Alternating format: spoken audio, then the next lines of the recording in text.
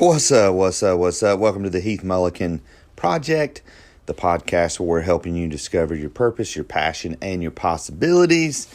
In this season of the show, we're going through the 21 Indispensable Qualities of a Leader.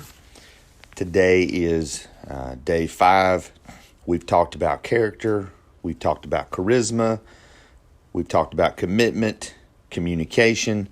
And today, we're going to talk about competence. Now, this is what John Maxwell said about competence. Competence goes beyond words. It's the leader's ability to say it, plan it, and do it in such a way that others know that you know how and know that they want to follow you. That is such a great thought. No matter what you're doing in life, your job, parenting, when you're volunteering, you have to show a level of competence in what you're doing in order to make a difference. I think what happens a lot of times when people get frustrated in life is when they find themselves in a job or a relationship or a situation where they don't have competence, where they're in over their head. And now sometimes it's possible to learn the skills, to gain competence in a situation. But to be honest, sometimes there are things outside of our reach. I would never. It would not have mattered how much I practiced. It would not have mattered how many hours I spent. I would never have had the competence to play professional basketball. This would not have happened. I did not have the puzzle pieces just didn't go together. And so that's what I'm talking about. Now that's hear what I'm saying. That's a far-fetched thing. That's a far-fetched thing. The thing that you're probably after in your life, the thing that you need competence with, it's not far-fetched. It's probably right within your grasp. So let's talk about competence. And here's 5 ways John Maxwell says you can cultivate competence. Number 1, show up every day. That's pretty much a no-brainer right there. Come ready to play every day, no matter how you feel, what kind of circumstances they face, or how difficult they expect the game to be. They come ready to play.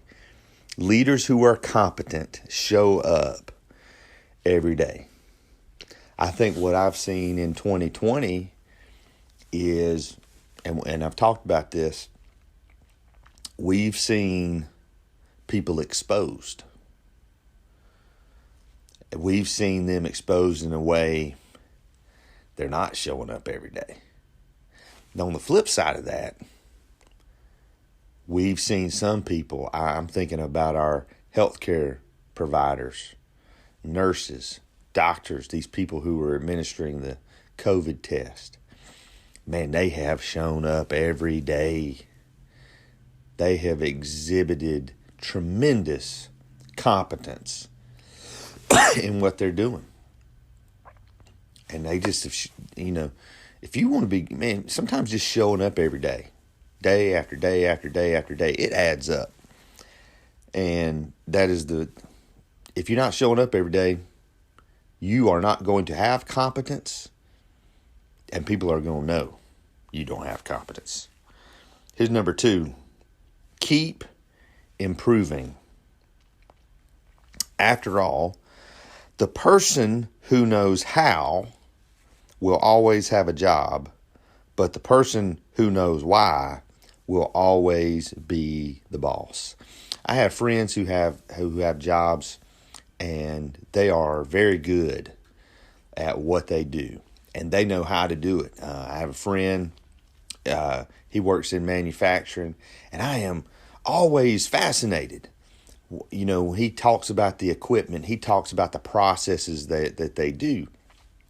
And he is consistently moving up in his job, because for him, and I don't even know if maybe he did think about this consciously, but he has taken ownership over what's happening and has started thinking not just how they're making their product, but why they're making their product.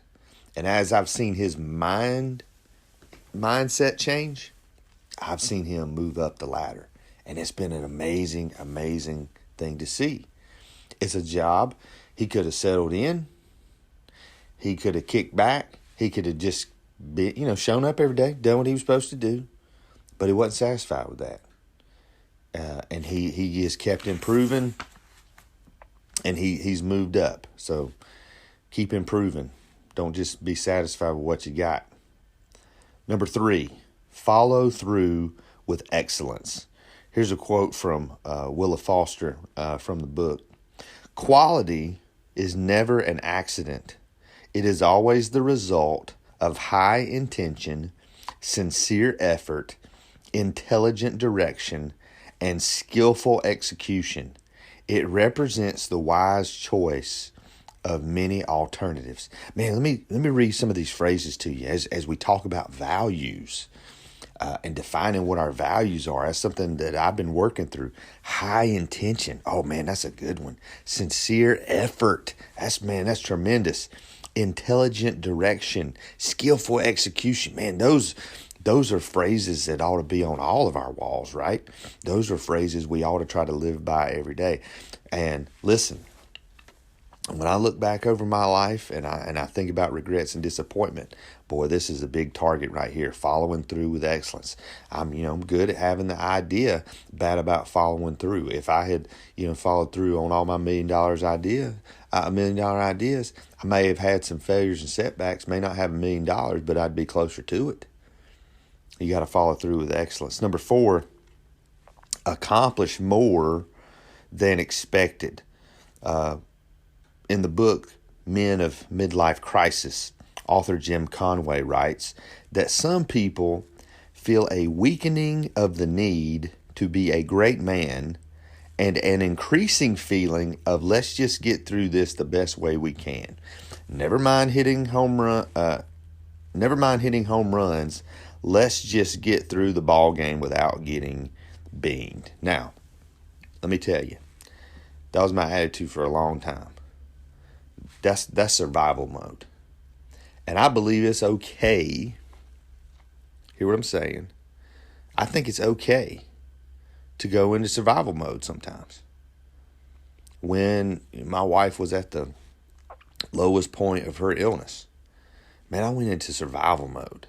And I'm talking about, I was, battling really severe depression, but I was talking about survival mode like, man, I better sleep every chance I get, because I know there's going to come a time when I might not get any sleep, when I'm going to be called into duty. And so if I can get an hour here, an hour there too, if I need to sleep. And I went into survival mode. And I wasn't thinking about hitting home runs. I was just trying to make it through the day without, the house burning down, without anybody getting hurt. But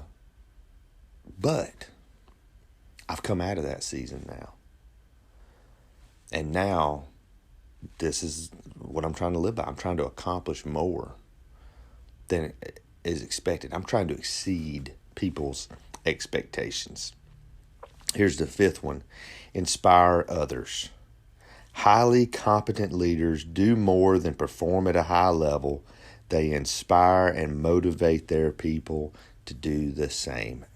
Man, that's really the hallmark of leadership right there. Is when you are the kind of leader that people want to follow, not out of obligation, because they love you and they've inspired you and you've shown them what the possibilities are. I think we do this with our spouses, we do this with our children, we do this with the people in our church when we live a life of integrity and we do well at our profession.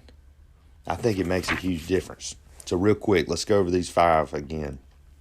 Show up every day, keep improving, follow through with excellence, accomplish more than expected, and inspire others. Now you might be thinking, Heath, that's easy for you to say.